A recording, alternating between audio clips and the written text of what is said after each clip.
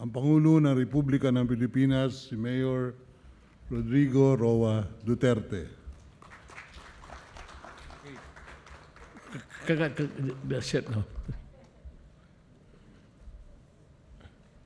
Hindi ho ako pare. I do not say mass. Do not, just stay where you are. House Speaker Lord Allan Velasco, Executive Secretary Salvador Medialdea, Interior and Local Government Secretary Eduardo, Commission on Higher Education Chairperson J. Prospero de Vera III, Senator Bongo, Senator Cynthia Villar, Senator Maria Imelda Marcos, House of Representatives Majority Floor Leader Ferdinand Martin Romualdez, Sir, Occidental Mindoro Lone District Representative Josephine Ramirez Sotto, Ma'am, may nga po, may gabi. Camarines Sur 2nd District Representative Luis Raymond Villaferte Jr., Sir, Democratic Independent Workers Association Party List Representative Michael Edgar Aglipay, Sir. Let me convey. Sorry, sir. Nalaktawan niyo mo, sir, si Senator De Vera. Kasi Tapos napay next video, sir. kadaghan ba dahil nila? Senator Ronald De La Rosa, Masbate District Representative Narciso Bravo Jr., Anti-Crime and Terrorism Communist Involvement and Support Party List Representative Eric Yap, Acting Presidential Advisor on Legislative Affairs Secretary Los Verfida Pascual. Mahirapan ako Fire Chief Director Louis Purukan, Sir. Former Fire Chief Director Jose Imbang Jr., Sir. University of Abra President Dr. Gregorio Torquesa, Sir. Davao de Oro State College President Dr. Christy Jean Ganiera, Ma'am. Northeastern Mindanao State University Vice President for Academic Affairs Dr. Ramil Tumakin, Sir. Southeast Asian University of Technology President Dr. Alex Navarrosa, Sir. Agusan del Sur State University President Dr. Joy Capistrano, Ma'am. Occidental Mindoro State University Institutional Quality Assurance Director Raisa Retarin, Ma'am. My fellow workers in government,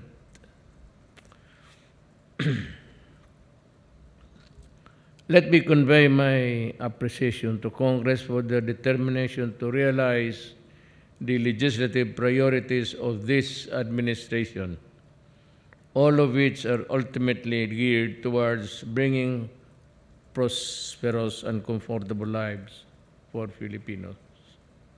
Let me express, as well as my confidence in your thorough and judicious deliberation and discernment of these legislative measures. The signing of BFP Modernization Act and the presentation of the newly enacted laws on various state universities and colleges is a testament to the strong cooperation between Congress and this administration in providing our people with equitable and responsive service, especially in areas of public safety and higher education. As part of our commitment to strengthen higher education institutions and improve access to tertiary education, I signed 6 laws covering various state universities and colleges in the country.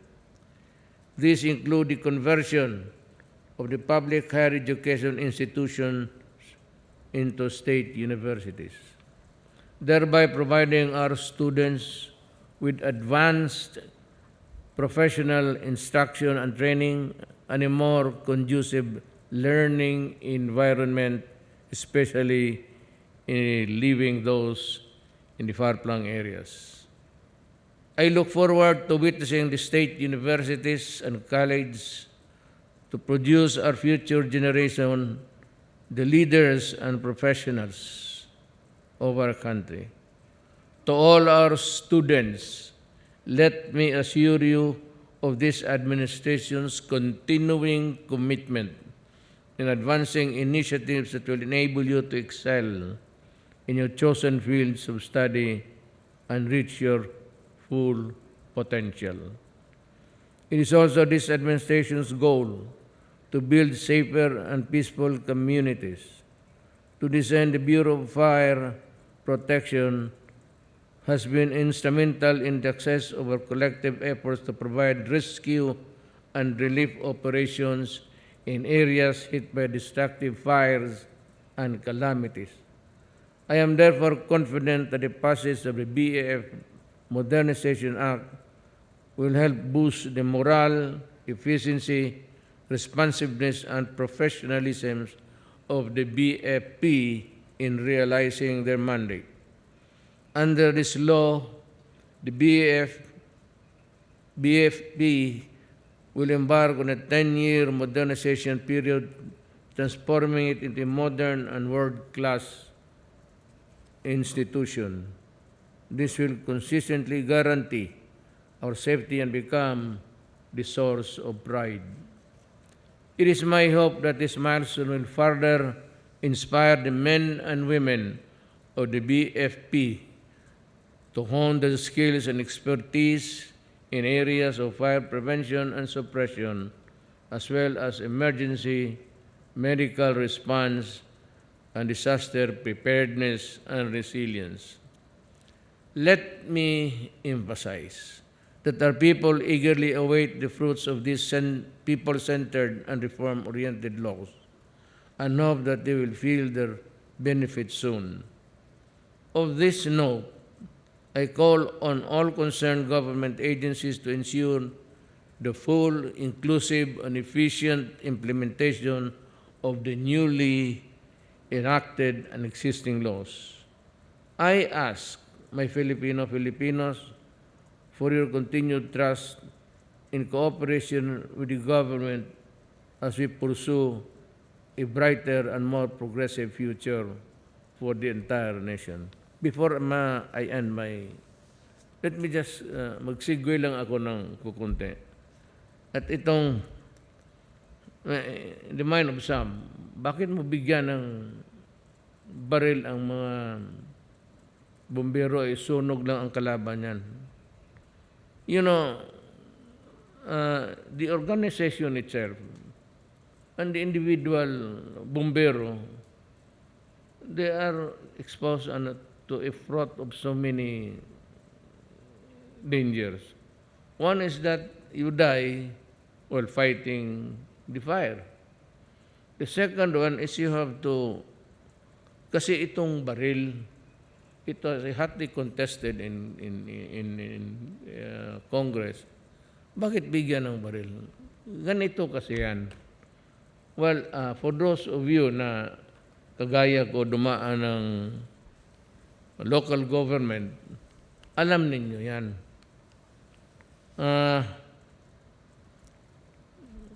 Not so much in the provinces yung maliliit, but ito yung malaking siyudad. And with the blighted areas all around. Alam mo minsan, ma'am, kung sunog, dikit-dikit kasi yung, may daan yan. Initially, the road is well paved, and it is of the required width na para makapasok ang mga sakyanan. At preferably yung mga truck. Ang problema nito, pahabaan na ngayon ng hose kasi hindi talaga makapasok. Because yung the roads are getting narrower and narrower every day. Kanya-kanyang estilo dyan eh. Ang problema, pag may sunog, lahat ng tao gusto unahin yung, especially if it's a conflagration that is really a big one, gusto nila unahin yung lugar nila. At pag hindi, magalit, either they threaten the bomberos who are helpless because while fighting the fire, they have to also address the challenges dito sa kanila nagagalit. Nagdala ng itak, minsan paputok ng baril. So, they have this, ang pulis, hindi yan pumapasok doon sa ano mismo. Doon sa area ng saan yung sunog. Yung pulis na sa labas lang, they maintain the traffic, but seldom do they participate in the midst of putting out the fire. Yung iba, pinuputol sa galit, pinuputol yung hose. So, there are so many challenges in the work of a bombero in the day of his life na kailangan mo protektahan. So, we thought of just providing sana yung mga baril. Kung hindi lahat, well, that is for the wisdom of Congress. We will bow to it. But yung mayroong, bigyan lang sila kunting, may a unit whose function would really be just to ward off threats and destruction of government properties. Hirap sila kung wala eh. Tinatakot sila. Yung iba naman, may mga pulis dyan na mismo nakatira sa squatters area. Tapos sinatakot yung kapwa niya taga-gobyerno. Things like that. So, para naman medyo buo ang loob ng bumbero. Yun ang we thought of just arming them also. Total gobyerno to, and they can be called upon during emergencies to contribute to the law and order of the place. But they have to have something. Ano ang semblance kasi dito in the Philippines, it's sad to say it, but ang ano dito is symbol ng is baril. Kung hindi ka makakita ng baril, hindi mo susunod. So that is the reason why one of the things that so sa modernization, kasali yun. And I talked about it only because it was a very hotly contested issue in Congress. Again, I would like to thank your presence here this evening, and may you realize your dream of building your institutions to greater heights. Maraming salamat.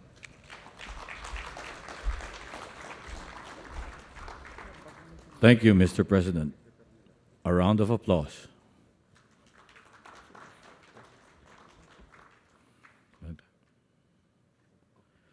Ladies and gentlemen, that concludes our program.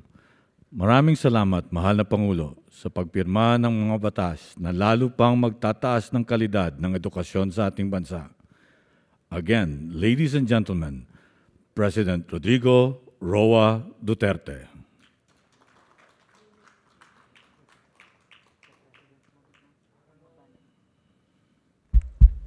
Alam mo, there's no telling yung yung COVID, even with all the protections na